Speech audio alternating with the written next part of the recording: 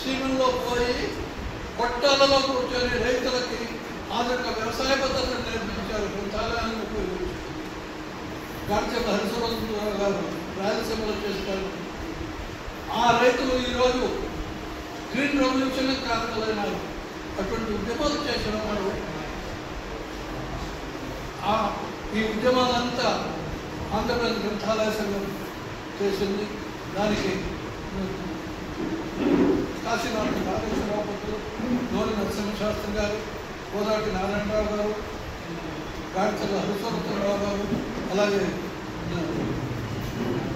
సురవరం ప్రతాప్ రెడ్డి గారు, ప్రకాశం పంతులు గారు, పివి నరసింహారావు గారు, గురువు రామకృష్ణరావు గారు, ఇటువంటి వాళ్ళు ఆ ఉద్యమంలో పాల్గొన్న వాళ్ళు. ఆ ఉద్యమం ఆ రోజు కృషి చేసింది. కృషి వల్ల ఫలితం వచ్చింది. ఈ పునర్ వికాస ఉద్యమం ఈరోజు కోరుకున్నారు.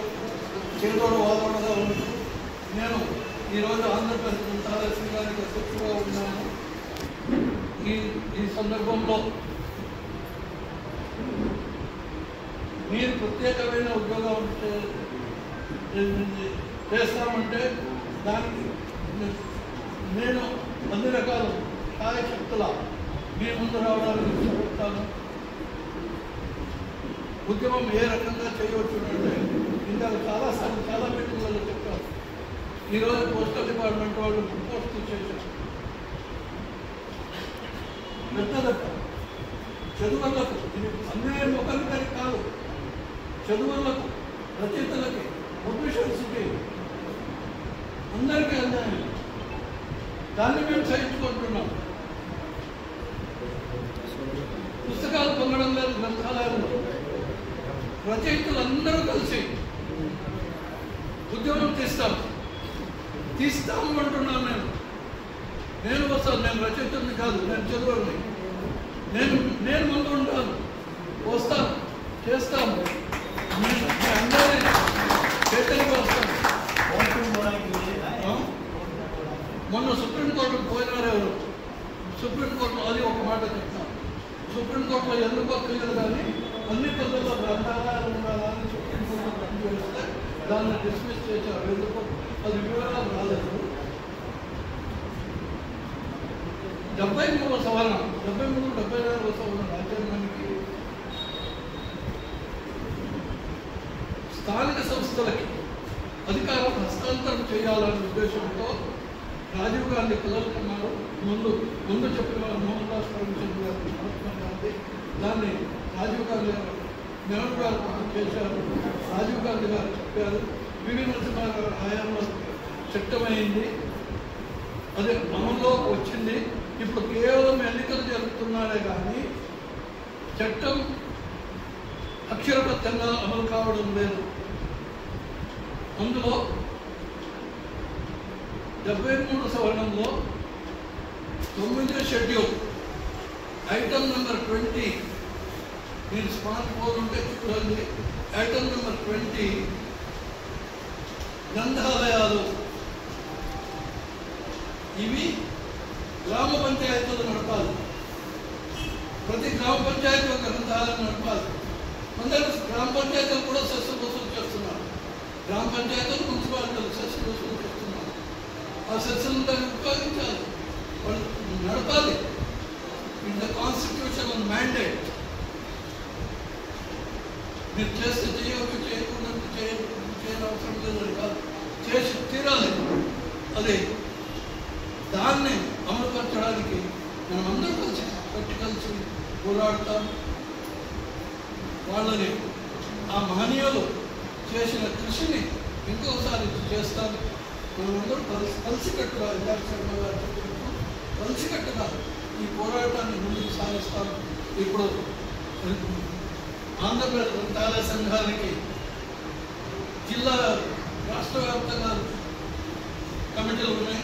ప్రతి జిల్లాలోనూ మన జిల్లా నుండి కూడా కమిటీలు ఏర్పాటు చేయాలా. కమిటీకి అధ్యక్ష కార్యదర్శులు ఈ వేదికలో బాగుంటుందో లేదో నాకు తెలియదు కానీ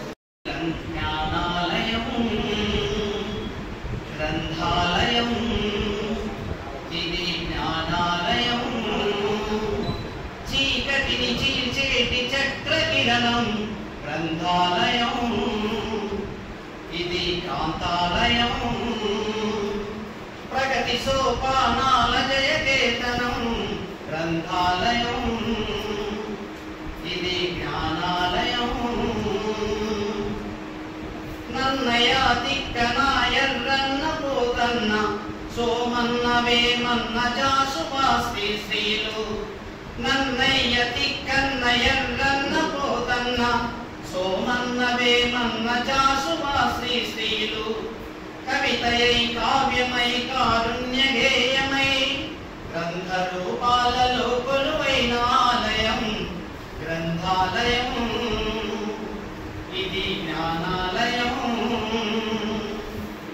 వేదాలు వాదాలు సంపుటులుగా నిలిచి భావభౌతిక గరిమ వాదనలు చేసెను వేదాలు వాదాలు సంపుటులుగా నిలిచి భావభౌతిక గరిమ వాదనలు చేసేను శాస్త్ర సాహిత్యాలు గొంతు గొంతు కలిపి మానవ హితానికై మనసిప్పి పాడేను గ్రంథాలయం ఇది జ్ఞానాలయం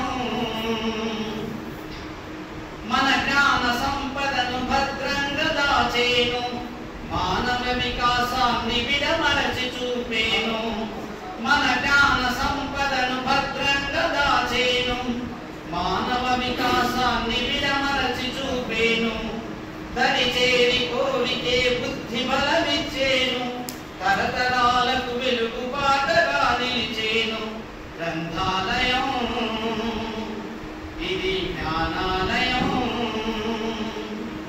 మన పఠన సంస్కృతికి తిరిగి జీవం పోసి మన జ్ఞాన కాంతులకు వైభవం చేకూర్చ మన పఠన సంస్కృతికి తిరిగి జీవం పోసి మన జ్ఞాన కాంతులకు వైభవం చేకూర్చ గ్రంథాలయోద్యమం సాగించుకుందాం మన గ్రంథాలయాలను కాపాడుకుందాం గ్రంథాలయోద్యమం సాగించుకుందాం మన గ్రంథాలయాలను కాపాడుకుందాం మన గ్రంథాలయాలను కాపాడుకుందాం మన గ్రంథాలయాలను కాపాడుకుందాం.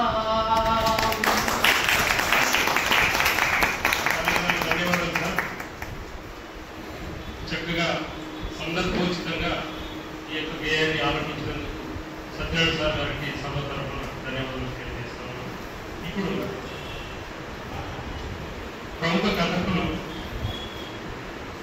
మారుతి పౌరోహితం గారు 2 నిమిషాలు